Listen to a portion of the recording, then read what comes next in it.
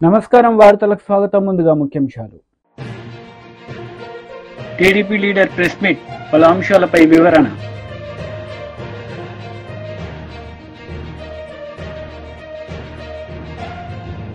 BJP leader press meet, పలు అంశాలపై వివరణ. టీడీపీ లీడర్ మీడియా సమావేశం నిర్వహించారు. ఈ సందర్భంగా పలు అంశాలపై ఆయన మాట్లాడారు.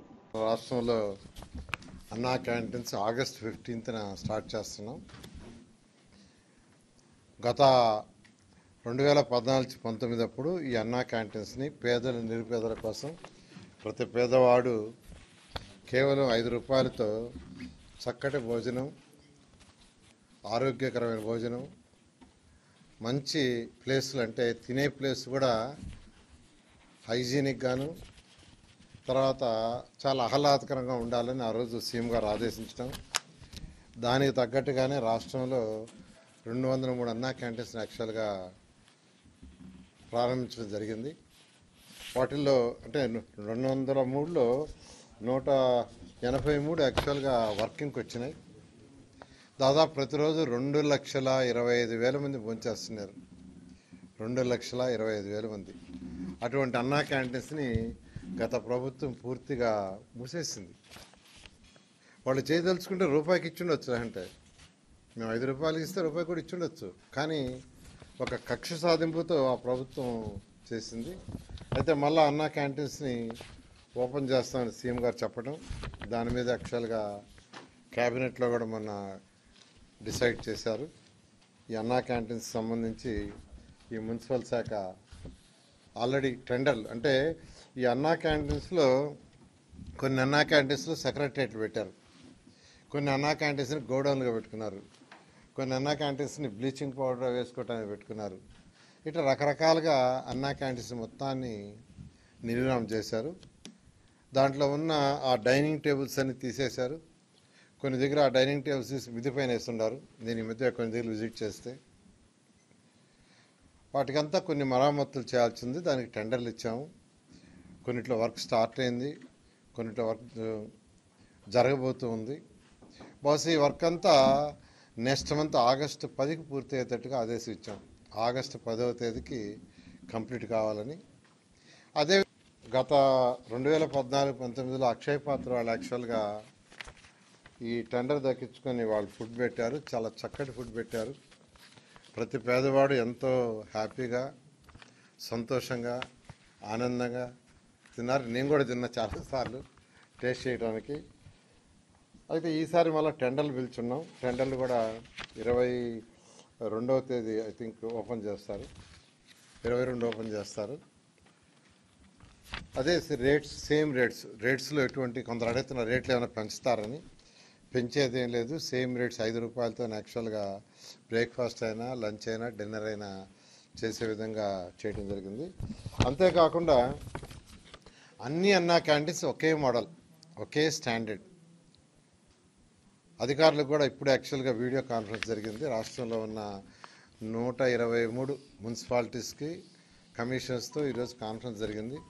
ఒకే మోడల్ ఉండాలా, ఒకే సిస్టమ్ ఉండాలా, ఒకే క్వాలిటీ ఉండాలని ఆ విధంగా చేయమని యాక్చువల్గా ఈరోజు ఆదేశించడం జరిగింది. బీజేపీ లీడర్ మీడియా సమావేశం నిర్వహించారు. ఈ సందర్భంగా పలు అంశాలపై ఆయన మాట్లాడారు. 10 సంవత్సరాల నుండి ఏదైతే అవినీతి అక్రమాలు జరిగినాయో, ఇప్పుడు వచ్చిన ప్రభుత్వంలో కూడా దేనిపైన కూడా సరిదిద్దే కార్యక్రమం మొదలుపెట్టలేదు. ముఖ్యంగా మత్స్యకారుల గురించి ఆల్రెడీ ఇప్పుడు మత్స్యకారులకు ఇప్పుడు చేపలు చెరువులలో వేసి వాళ్ళు ఉత్పత్తి చేయవలసిన సమయం. కానీ ఇవాళ జూలై 18 ఆల్రెడీ టెండర్లు ఈ నెల 23వ తారీఖు వరకు టెండర్లకు టైం ఇచ్చిండ్రు. అంటే ఆ టెండర్లు ఓపెన్ కావాలి, వాళ్లకు ఎవరికి వచ్చిందో తెలియాలి, వాళ్ళు తీసుకొచ్చి మళ్ళీ చేపలు ఈ మత్స్యకారులకు ఇవ్వాలి. ఇచ్చే వరకు దాదాపు ఇంకో నెల రోజులు పడుతుంది. అసలు ఆ చేప కరెక్ట్ చేతికి రావాలంటే 9 నెలలు సమయం పడుతుందంట, మంచి చేప రావాలంటే. కానీ దాని గురించి కూడా చర్య లేదు. ఆల్రెడీ ఇంతకుముందు 80 కోట్లకెళ్ళి స్టార్ట్ అయింది బీఆర్ఎస్ ప్రభుత్వంలో. ఇవాళ 110 కోట్లతోని మేము ఈ సొసైటీలకు చేపలు పంపిణీ చేస్తామని అన్నారు. కానీ అది 23వ తారీఖు రోజు టెండర్ పిలిచిండ్రు. యాక్చువల్గా రాష్ట్రంలో చేప పిల్లలు పంపిన 26,357 జలాశయాల్లో 85,000 కోట్ల 60 లక్షల చేప పిల్లలు చేయాలి ఒకటేసారి. కానీ ఇక్కడ మత్స్యశాఖ సీడ్ ఉత్పత్తి మాత్రం 10% ఈ రాష్ట్రంలో. 6 ఏళ్లుగా 80% ఏపీకెళ్ళే తెప్పించుకున్నారు ఇక్కడ. కానీ ఇక్కడ ఉన్నదాన్ని ఇక్కడికెళ్ళే తీసుకుంటామని చెప్పి ఇప్పటి వరకు ఆ ప్రభుత్వం చేయలే. ఇప్పుడు ఈ ప్రభుత్వం ఏం చేస్తుందో కూడా ఇంకెవరికి తెలియదు. దాదాపు చిన్న చిన్న రిజర్వాయర్లు, భారీ రిజర్వాయర్లు 80 నుంచి 100 సైజు ఉన్న మిల్లిమీటర్ చేపలు విడుదల చేయనున్నారు. కానీ ఇప్పటి వరకు ఈ బీఆర్ఎస్ ప్రభుత్వంలో వాళ్ళు యాక్చువల్గా ఈ చేప పిల్లల గురించి శాస్త్రవేత్తలు చెప్పింది ఏంటంటే దాదాపు ఒక 2 ఇంచుల పైన 3 ఇంచుల పైన చేపనే మనం చెరువులలో వేస్తే అవి పెరగడానికి అవకాశం ఉంది, జీవించడానికి అవకాశం ఉందని ఉన్నది. దాన్ని కూడా వాళ్ళు ఒక రేట్ ఫిక్స్ చేసిండ్రు. ఏమని? దాదాపు 3 రూపాయలు పెట్టి కొంటేనే, అలాంటి ధరతో కొంటేనే అవి ఒక నాణ్యతమైన దొరుకుతాయి, లేకపోతే దొరికేని అది. కానీ ఈ ప్రభుత్వము ఇక్కడ టెండర్ వేసే వాళ్ళు ఏంటంటే 60 పైసల నుంచి 70 పైసలు దొరికే, ఆంధ్రకి వెళ్ళి దొరికే దాని పేరు చేపపిల్ల పేరు ఏముందంటే అది సామాన్యంగా అది ఇక్కడ మనకు బొచ్చార్ రవ్వ ఈ చేపలే ఎక్కువ మన తెలంగాణలో ఉండే. కానీ ఇప్పుడు తలాపియా అని చేపని ఎక్కువ సప్లై చేస్తారు. వీళ్ళు నేను అడిగిన ఎవరిని, సొసైటీ సభ్యులను అడిగినా, మీరు అన్నా ఒకటేసారి తీసుకొచ్చి లక్షలు తీసుకొచ్చి ఫస్ట్ ఒక్కొక్కటి వేరి వేసి ఒక తట్టలో వేసి అవి కౌంటింగ్ చేసి ఒక 1000 అనుకొని తర్వాత అన్ని అలా పోసేసి అలా నీళ్ళలో వదులుతూనే ఉంటాం చెరువులలో. అలా ఏ చేప. మంత్రి గుడివాడ అమర్నాథ్ మీడియా సమావేశం నిర్వహించారు. ఈ సందర్భంగా టీడీపీ నేతలపై ఆయన విరుచుకుపడ్డారు. పార్టీ అధ్యక్షులైనటువంటి గౌరవనీయులు మాజీ ముఖ్యమంత్రి జగన్మోహన్ రెడ్డి గారు రేపు ఆ కుటుంబాన్ని పరామర్శించడానికి కూడా ఇప్పటికే బెంగళూరు నుంచి విజయవాడ చేరుకున్నారు. రేపు ఉదయం వారిని పరామర్శించడానికి కూడా వెళ్ళబోతా ఉన్నారనేటువంటి విషయాన్ని ఈ సందర్భంగా తెలియజేస్తా ఉన్నా. ఏ రకంగా ఈరోజు ఉదయం గౌరవ పార్లమెంట్ సభ్యులైనటువంటి మిథున్ రెడ్డి గారు, మా మాజీ పార్లమెంట్ సభ్యులైనటువంటి రెడ్డప్ప గారిని పొంగనూరులో వారి ఇంటికి వెళ్ళి కలవడానికి వెళ్తే ఆ ఇంటి మీద రాళ్లతో దాడులు చేసి మా గౌరవ పార్లమెంట్ సభ్యులైనటువంటి మిథున్ రెడ్డి గారి తాలూకా వాహనాన్ని పూర్తిగా ధ్వంసం చేసి మాజీ పార్లమెంట్ సభ్యులైనటువంటి రెడ్డప్ప గారి వాహనాన్ని తగులుబెట్టి అక్కడికి వెళ్ళినటువంటి కొంతమంది పత్రికా సోదరులు కూడా మీద కూడా గాయాలైనట్టుగా మాకు సమాచారం వచ్చింది. చివరికి ఎంపీ గారిని పోలీస్ వాహనంలో తీసుకొని తిరుపతి వెళ్లాల్సినటువంటి పరిస్థితి వచ్చింది. ఇది ప్రజాస్వామ్యంలో ఎంతవరకు సమంజసం ఒక్కసారి ప్రజలు ఆలోచించాలని చెప్పి మీ అందరి ద్వారా కోరుతా ఉన్నాం. ఇంత పెద్ద ఎత్తున అన్ని రకాలుగా కూడా ఇదంతా చూస్తే ఎన్నికల ముందు ఎన్నికల ప్రచార సభల్లో కూటమి పార్టీలకు చెందినటువంటి నాయకులు మాట్లాడినటువంటి మాటలను ఒక్కసారి గుర్తు చేసుకోమని చెప్పి కోరుతా ఉన్నా. ఏ రకమైనటువంటి మాటలు, ఏ రకంగా వారి పార్టీ నాయకుల్ని కార్యకర్తల్ని ప్రేరేపించారో, ఏ రకంగా రేపు అధికారంలోకి వస్తే వారి మీద దాడులు చేస్తామన్నటువంటి ఒక మెసేజ్ని ఎన్నికల కన్నా ముందే ఏ రకంగా కూటమి పార్టీకి చెందినటువంటి నాయకులు ఇచ్చారో అనేటువంటిది ఒకసారి గుర్తు చేసుకోమని చెప్పి కోరుతా ఉన్నాం. గడిచినటువంటి 45 రోజులుగా ఆంధ్రప్రదేశ్ రాష్ట్రంలో భారత రాజ్యాంగాన్ని పాటించట్లేదు. గడిచినటువంటి 45 రోజులుగా కూటమి ప్రభుత్వం నడిపిస్తున్నటువంటిది కేవలం రెడ్ బుక్ రాజ్యాంగాన్ని మాత్రమే నడిపిస్తూ ఉంది అనేటువంటి విషయాన్ని ఈ సందర్భంగా మీ ద్వారా ప్రజలకు తెలియజేస్తూ ఉన్నాం. దానికి అనేక ఉదాహరణలు, ఇందాక నేను చెప్పినట్టుగా అనేక ఉదాహరణలు మనం చూడొచ్చు.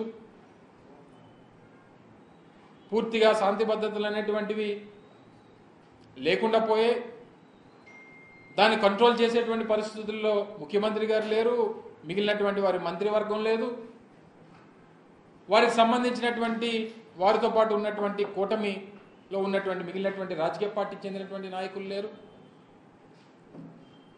అన్ని రకాలుగా కూడా రాష్ట్రంలో ఉన్నటువంటి వైఎస్ఆర్ కాంగ్రెస్ పార్టీ నాయకత్వాన్ని, వైఎస్ఆర్ కాంగ్రెస్ పార్టీ నాయకత్వం దగ్గర నుంచి కింద స్థాయి కార్యకర్త వరకు ఏ రకంగా బెదిరించాలి, భయపెట్టాలి, ప్రాణాలు తీయాలి, నేరుగా ముఖ్యమంత్రి స్థానంలో ఉన్నటువంటి చంద్రబాబు నాయుడు గారు కూడా ఈ మధ్యకాలంలో అనేక మార్లు పూర్తిగా నాయకత్వాన్ని, నాయకుడిని భూస్థాపితం చేస్తామన్నటువంటి మాటలు అనేక సందర్భాల్లో ఈ మధ్యకాలంలో చెప్తున్నటువంటి విషయాన్ని కూడా మనం చూస్తూ ఉన్నాం.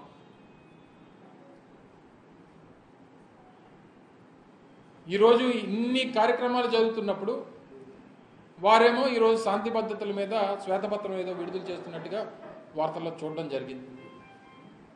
గడిచినటువంటి 45 రోజులుగా వారి ప్రభుత్వం వచ్చిన తర్వాత జరిగినటువంటి ఈ దౌర్జన్యాల మీద, దాడుల మీద, హత్యల మీద, హత్యా ప్రయత్నాల మీద, వీటన్నిటి మీద కూడా ఒక శ్వేతపత్రం విడుదల చేస్తే బాగుంటుంది అనేటువంటిది నా తాలూకు అభిప్రాయం. ఇంకా 45 రోజులు అయిపోయినా ఇంక ఏ సందర్భం వచ్చినా ఇంకా వైఎస్ఆర్ కాంగ్రెస్ పార్టీని నిందించడం, చివరికి ఏ స్థాయి దిగజారిపోయారంటే నిన్న జరిగినటువంటి హత్య కూడా వైఎస్ఆర్ కాంగ్రెస్ పార్టీ నాయకుల మధ్యలోనే జరిగింది అనేటువంటి విషయాన్ని వారి ప్రచార సంస్థల ద్వారానో వారి సోషల్ మీడియా ద్వారానో చెప్పేటువంటి ప్రయత్నం చేస్తారు. బీఆర్ఎస్ లీడర్ మీడియా సమావేశం నిర్వహించారు. ఈ సందర్భంగా పలు అంశాలపై ఆయన మాట్లాడారు. ఇవాళ ఎన్నికల ముందు కాంగ్రెస్ పార్టీ అనేక సభల్లో రాహుల్ గాంధీ చేస్తా ఉన్న 2 లక్షలు ఇయ్యలే, రేవంత్ ఆంక్షలు విధించారు, వాళ్ళ నాయక నిబంధనలు విధించారు, 20% మాత్రమే చేస్తాము, కేసీఆర్ ఘోరంగా చేసి మళ్ళా తీసుకోండి, రుణం చేసింది అత్యంత తక్కువ చెప్పుకోవాల అత్యంత ఎక్కువగా. డిసెంబర్ 9 పోయింది, ఇవాళ వాళ్ళు చేస్తా ఉన్న 2 లక్షలు మాట్లాడుతూ చెప్పారు, అనేక ఆంక్షలు విధించారు, కేసీఆర్ గారు నిబంధనలు విధించారు, 16,144 కోట్లు మాత్రం చేశారు, 20% మాత్రమే చేశారు, రెండోసారి ప్రభుత్వంలో దర్యాగా 12,000 కోట్లు చేశాడు చెప్పుకుంటున్నాను. మేము మాత్రం ఇవాళ 30,000 కోట్లు ఒకటే రోజులో అకౌంట్లో వేస్తామని చెప్పారు, మాత్రం అత్యంత ఎక్కువ వేసిండ్రా, వేలే. ఇవాళ వాళ్ళు వేసింది వారే మాట్లాడుతూ 6,000 కోట్లు మాత్రమే, దరిదాపుగా 10,500 లక్షలు గారు మొదటి ప్రభుత్వంలో 16,144 కోట్లు మాత్రం చేశాడు. ఆ అమౌంట్ అనేది రెండోసారి ప్రభుత్వంలో 12,000 కోట్లు చేశాడు, అయితే 30% ఉంటుంది. మేము మాత్రం అమౌంట్ తీసుకున్నట్లయితే 20,000 కోట్లు వాళ్ళు చెప్పిన లెక్కల ప్రకారమే వేసిండ్రా, వేలే. ఎన్ని అబద్ధాలు వేసింది ప్రచారం చేస్తున్నారంటే వాళ్ళ మాట 6,000 కోట్లు మాత్రమే.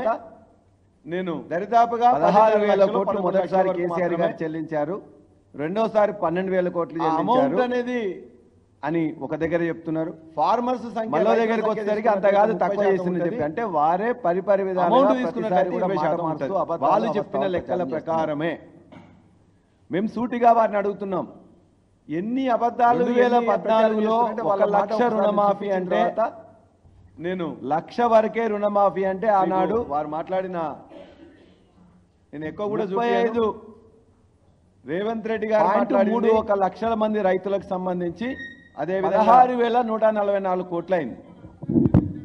35.31 లక్షల మంది రైతులకు సంబంధించి 16,144 కోట్లు అయింది.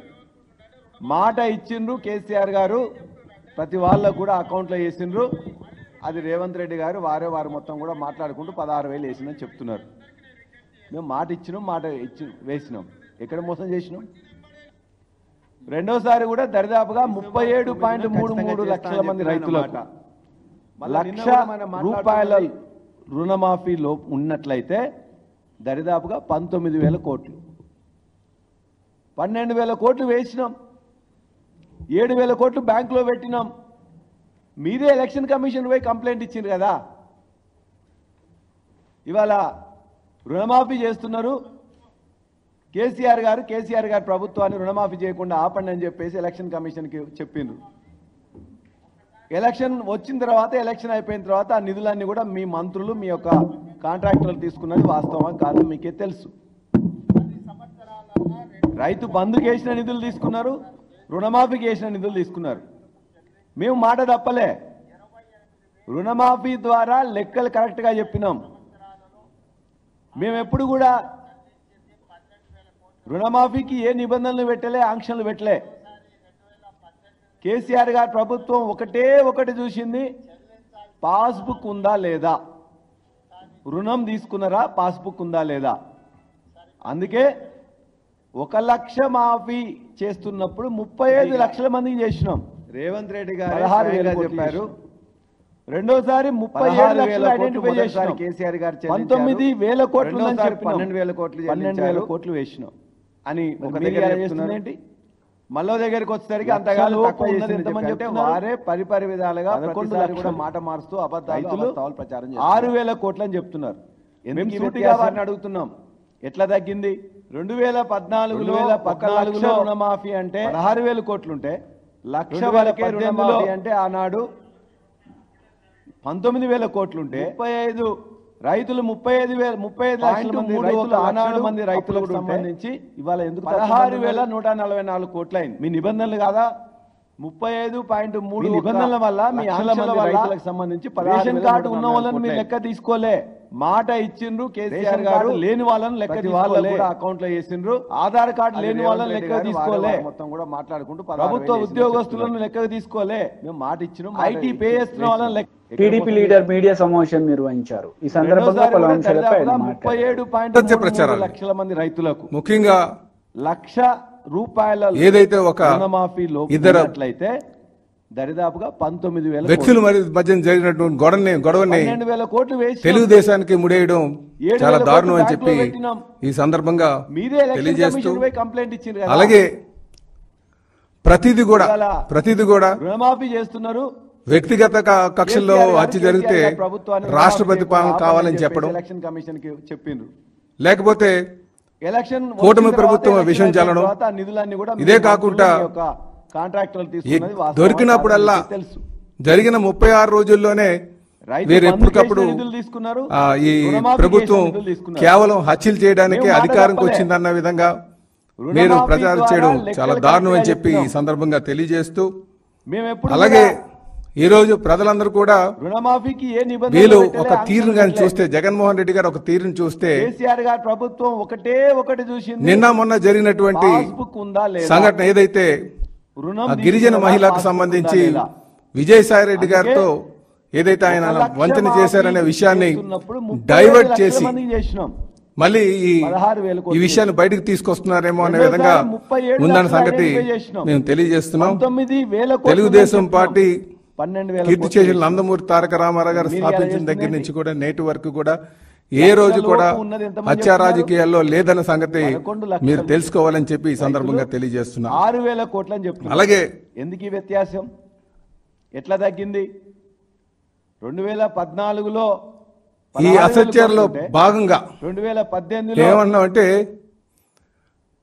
19,000 కోట్లుంటే తెలుగుదేశం పార్టీ అధికారంకి వచ్చిన తర్వాత రైతులు ఆనాడు అప్పుడు కూడా వీళ్ళు ఏ విధంగా వైసీపీ నాయకులు కావచ్చు, లేకపోతే జగన్మోహన్ రెడ్డి గారు కావచ్చు, మీ నిబంధనల వల్ల, మీ ఆంక్షల వల్ల టీడీడీలో ఏదైతే టీడీడీలో ఉన్నటువంటి వాటాన్ని తెలంగాణకి ఇచ్చేశారని చెప్పి చెప్పడం. లెక్క తీసుకోలే. అదే కాకుండా ఆధార్ కార్డు లేని వాళ్ళని లెక్కకు తీసుకోలే, సుమారు 15 మంది కమ్మ వాళ్ళకు లెక్కకు తీసుకోలే, మంత్రి పదవులు ఇచ్చారని చెప్పడం. పే చేస్తున్న వాళ్ళని లెక్క అదే కాకుండా తెలుగు మీడియం ఇవన్నీ లెక్కలు ఇంగ్లీష్ మీడియం తీసి తెలుగు మీడియం పెట్టారని చెప్పడం. అంటే ఏదో విధంగా తెలుగుదేశం పార్టీ మీద అసత్యాలు అబద్ధాలు చెప్పి ఒక ఫేక్ పర్సన్ గా జగన్మోహన్ రెడ్డి గారు నడుస్తున్నటువంటి తీరు మీరు గమనించాలని చెప్పి ఈ సందర్భంగా తెలియజేస్తున్నాం. అలాగే జగన్మోహన్ రెడ్డి గారు నిజంగా చెప్పాలంటే గడిచిన 5 సంవత్సరాలు వారు ఏదైతే ఈ హత్యా రాజకీయాలు చేశారో, అంటే జగన్మోహన్ రెడ్డి గారు రాజకీయ రాక్షసత్వానికి మరి కేర్ ఆఫ్ అడ్రస్ ఎవరు ఉన్నారంటే అది జగన్మోహన్ రెడ్డి అని చెప్పి మేము తెలియజేస్తున్నాం. గడిచిన 5 సంవత్సరాలుగా ఆయన హత్యా రాజకీయాలతో ఆయన పాలన సాగించారు కనుకనే దాని ఛాయలే ఇప్పుడు ఈ సంఘటన అని చెప్పి మేము తెలియజేస్తున్నాం. చెప్పాలి అంటే జిలానీ హత్యకి మరి ఆయన రషీద్ హత్యకి జిలానీ కారణం అన్నారు. వాళ్ళిద్దరికీ కూడా ప్రజలందరూ కూడా గమనించాలి. వీళ్ళిద్దరికీ కూడా సంవత్సరం నుంచే ఆ గొడవలు ఉన్నాయనే సంగతి మీరు తెలుసుకోవాలి. ఎందుకంటే ఆ గొడవ వాళ్ళిద్దరి మధ్యనటువంటి వ్యక్తిగత గొడవల్ని ఆ రోజు ఉన్నటువంటి ఎమ్మెల్యే గారు బోళ్ళ బ్రహ్మనాయుడు గారు ఆయన దగ్గర గత 1 సంవత్సరం క్రితమే ఒక పంచాయతీ జరిగింది. ఆ పంచాయతీ వార్తలు ముగించే ముందు ముఖ్యాంశాలు మరోసారి. టీడీపీ లీడర్ ప్రెస్ మీట్, పలు అంశాలపై వివరణ.